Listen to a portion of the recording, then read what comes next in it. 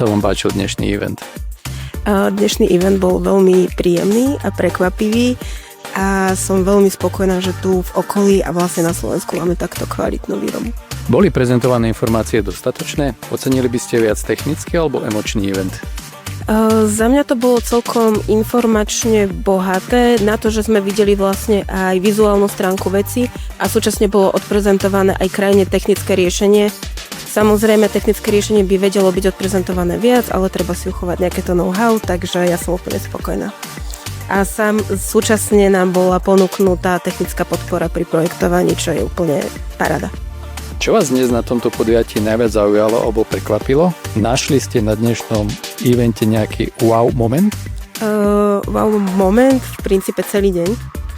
A prekvapila ma strašne výroba, že vlastne všetko ide o tú zákazkovú výrobu a typového segmentu, vlastne, ktorým sa ja sama zaoberám.